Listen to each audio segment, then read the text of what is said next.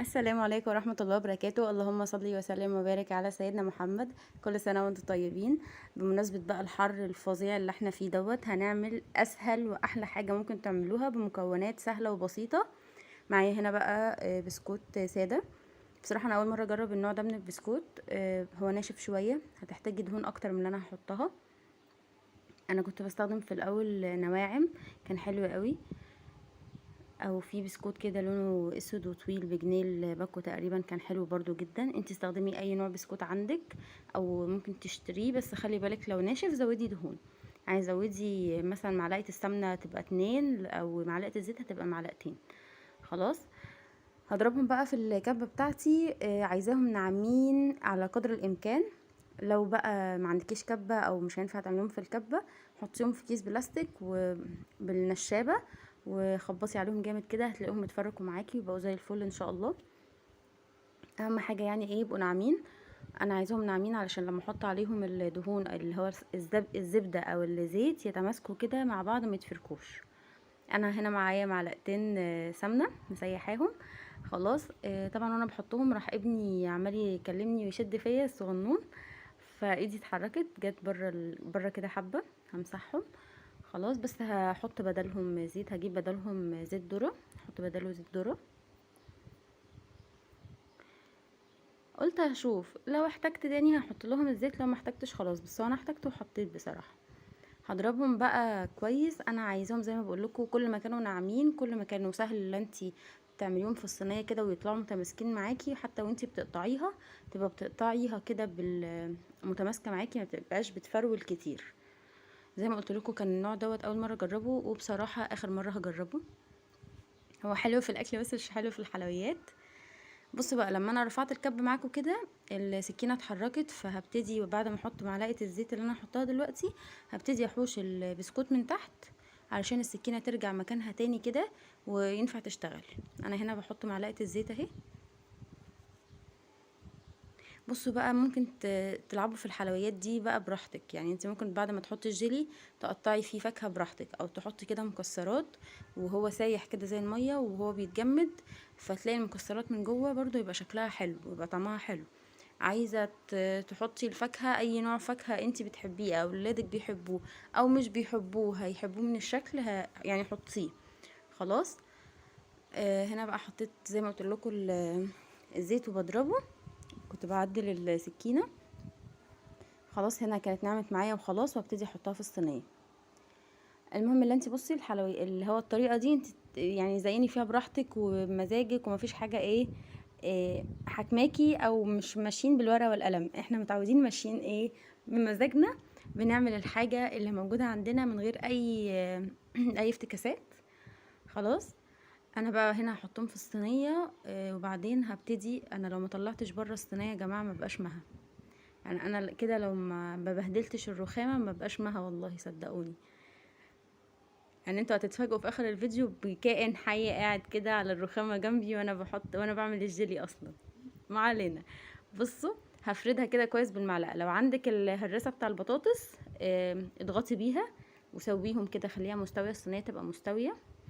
اضغطي بيها. ما عندكيش بالمعلقه ممكن بايدك، اغسلي ايدك كده واضغطي بايدك، هتعمل معاكي، هتبقى زي الفل. بصوا انا هنا ضغطتها عفوا. وبعدين هحطها في التلاجة تقريبا نص ساعة. في النص ساعة دي بقى هعمل معاكم القشطة الكدابة او المهلبية الكدابة، سموها زي ما تسموها. انا معايا هنا كوباية مية، نص كوباية مية، عليهم معلقتين نشا، وهقلبهم كويس. خلاص. بحيث ان النشا الميه تبقى ساقعه علشان النشا ما يتكتلش. النشا الحاجه الوحيده ما ينفعش تتحط على ميه سخنه او لبن سخن، هتلاقيه كتل معاكي. ولا هينفع هاند بلندر، ولا هينفع مضرب يدوي، ولا مضرب سوسته، ولا هينفع اي حاجه. خلاص. انا قلبتهم كويس. هنا بقى معايا كوبايتين لبن، على كل كوبايه لبن معلقه سكر. اللبن خلاص دافي معايا، هو هيبتدي يغلي. هروح نازله بالخليط اللي انا عملته بتاع النشا والميه.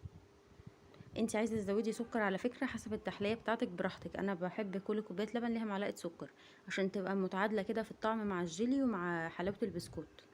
هقلبهم كده بقى ومعليه النار علشان انا عايزه تديني قوام سميك. خلاص. معليها اول شويه وبعدين هوطيها. احنا اصلا الجو حر، عايزه اقول لكم ان انتوا والنار واطيه الدنيا بتغلي، ما يعني ما تقلقيش. الدنيا بتغلي في المطبخ. هنا بقى كانت خلاص تقلت معايا. شفتوا ايد الايد البلاستيك دي، كانت الصينيه بتاع الحلويات جنبي كده وانا مكسله احوشها بصراحه من على البوتاجاز. كسل بقى، بعيد عنكم الدنيا حر والناس كلها كسلانه.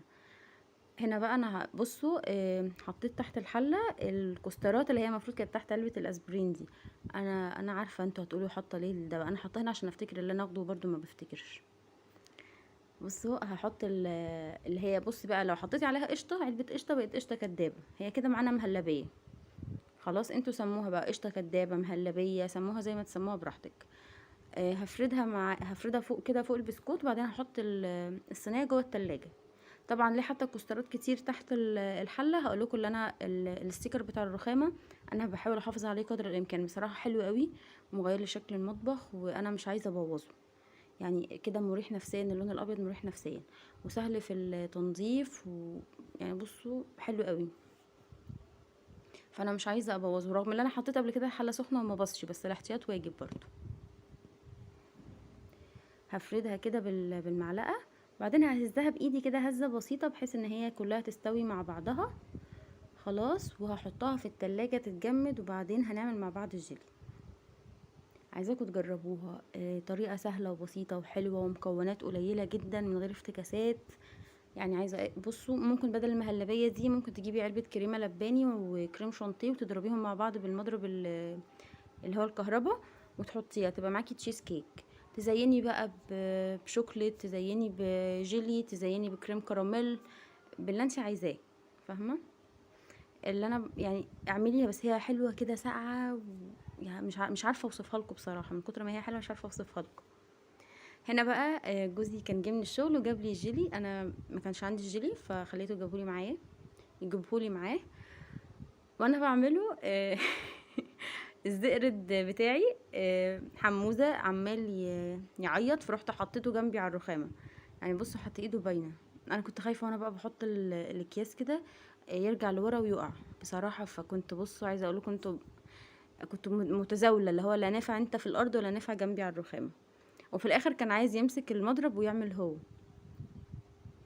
الميه دي ايه، انا حاطه هنا لتر الا ربع ميه، كل باكو جيلي ياخد ربع لتر، يعني كوبايه تقريبا.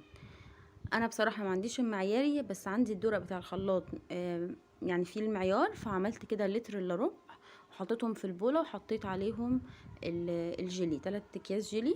ممكن بقى انتي تسخني الميه قوي براحتك، وممكن تدفيهم، انا دفيتهم بس حاجه بسيطه، لان انا كنت احطهم في التلاجة عادي، وبقول لكم الجو حر فمش مستحملين حاجه سخنه. بصوا هو عايز بقدر الامكان كده عايز يمسك المضرب معايا ويعمل، انا ماسكاه بايده وبعمل بالتانية، عمال يقول لي ماما ماما، يفتكروا فراولة عشان هو بيحب الفراولة.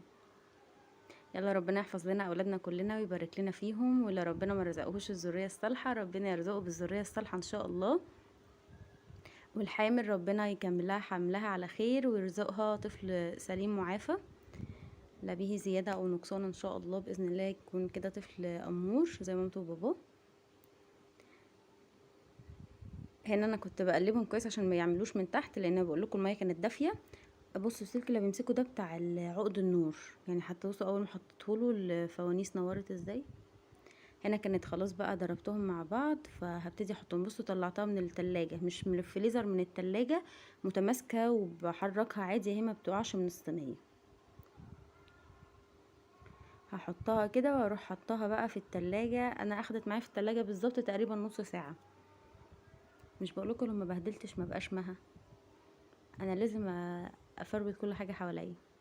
هحطها كده بقى بالراحة في التلاجة وهرجع لكم اول ما تطلع. بصوا هي بعد ما طلعت اهي، انا وانا بحوشها كنت بص حاطه ايدي على قلبي، يا قلبي يا لهوي اوعى تبوظي.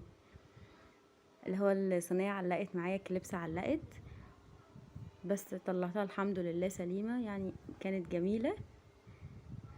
بس شكلها الساده بقى ما كانش عاجبني، وانا بصراحه اللي انا ما بخرجش واحنا خلاص بقى في حظر، وانا انا واحده من الكائن الكسولي جدا وبيوتي جدا، يعني انا بيوتيه لدرجه غبيه، فمش بحب اخرج. فلقيت عندي بقى جوز هند وفارماسي، رحت زينت الدنيا بيهم كده بعد ما قطعتها، وكان شكلها حلو جدا. وغير شكلها كان طعمها جنان. لازم تجربوا الطريقه دي وقولوا لي لو عجبتكم ولا لا. وزي ما قلت لكم ممكن تقطعوا فواكه فيها لو انتوا حابين. بس انا عندي كده كانت قشطه بالنسبه لي جدا. ولو عجبكم الفيديو ما تنسوش تعملوا سبسكرايب للقناه وتفعلوا زرار الجرس. بصوا انا بقطعها معاكم اهي. انا لازم بصوا كان لازم تسقفوا لي وحياة ربنا. بصوا متماسكه وجميله وطعمها تحفه. يعني ميكس اللي هو الطعم بتاع الجيلي والمهلبيه والبسكوت كان حلو جدا. متنسوش بقى تعملوا سبسكرايب للقناه وتفعلوا زرار الجرس وتعملوا لايك للفيديو لو عجبكم. ووروه لاصحابكم كمان. جربوا الطريقه وقولوا لي لو عجبتكم في الكومنتات تحت. وجربوا